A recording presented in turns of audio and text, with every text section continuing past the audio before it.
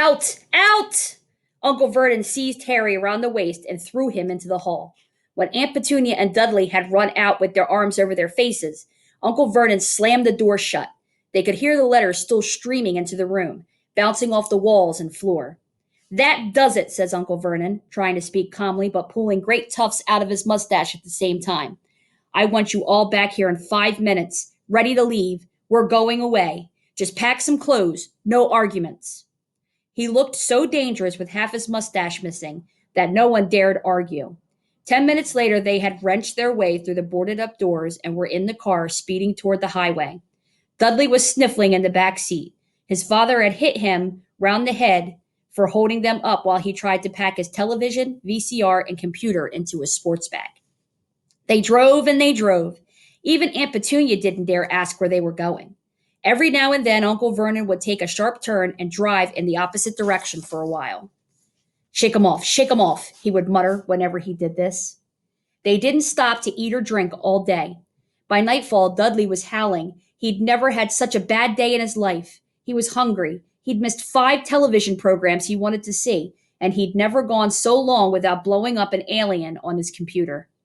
Uncle Vernon stopped at last outside a gloomy looking hotel on the outskirts of a big city. Dudley and Harry shared a room with twin beds and damp, musty sheets. Dudley snored, but Harry stayed awake, sitting on the windowsill, staring down at the lights of passing cars and wondering. They ate stale cornflakes and cold tinned tomatoes on toast for breakfast the next day. They had just finished when the owner of the hotel came over to their table. "Excuse me, but is one of you Mr. H. Potter? Only I got about 100 of these at the front desk." She held up a letter so they could read the green ink address. Mr. H. Potter, room 17, Railview Hotel, Cookworth. Harry made a grab for the letter, but Uncle Vernon knocked his hand out of the way. The woman stared. "I'll take them," said Uncle Vernon, standing up quickly and following her from the dining room. "Wouldn't it be better just to go home, dear?" Aunt Petunia suggested timidly. Hours later, but Uncle Vernon didn't seem to hear her. Exactly what he was looking for, none of them knew. He drove them into the middle of a forest, got out, looked around, shook his head, got back in the car, and off they went again. The same thing happened in the middle of a plowed field, halfway across the suspension bridge, and at the top of a multi-leveled parking garage. "Daddy's gone mad, hasn't he?" Dudley asked Aunt Petunia dully late that afternoon. Uncle Vernon had parked at the coast, locked them all inside the car, and disappeared. It started to rain. Great drops beat on the roof of the car. Dudley sniveled. "It's Monday," he told his mother. "The great Umberto's on tonight. I want to stay somewhere with a television." Monday. This reminded Harry of something. If it was Monday, and you could usually count on Dudley to know the days of the week because of television, then tomorrow, Tuesday, was Harry's 11th birthday. Of course, his birthdays were never exactly fun. Last year, the Dursleys had given him a coat hanger and a pair of Uncle Vernon's old socks. Still, you weren't 11 every day.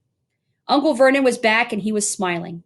He was also carrying a long, thin package and didn't answer Aunt Petunia when she asked what he'd bought. "Found the perfect place," he said. "Come on, everyone, out." It was very cold outside the car. Uncle Vernon was pointing at what looked like a huge rock way out at sea. Perched on top of the rock was the most miserable little shack you could imagine. One thing was certain, there was no television in there. "Storm forecast for tonight," said Uncle Vernon gleefully, clapping his hands together, "and this gentleman's kindly agreed to lend us his boat." A toothless old man came ambling up to them, pointing with a rather wicked grin at an old rowboat bobbing in the iron gray water below them. "I've already got us some rations," said Uncle Vernon, "so all aboard." It was freezing in the boat. Icy sea spray and rain crept down their necks, and a chilly wind whipped their faces. After what seemed like hours, they reached the rock, where Uncle Vernon, slipping and sliding, led the way to the broken down house. The inside was horrible. It smelled strongly of seaweed. The wind whistled through the gaps in the wooden walls, and the fireplace was damp and empty. There were only 2 rooms. Uncle Vernon's rations turned out to be a bag of chips each and 4 bananas.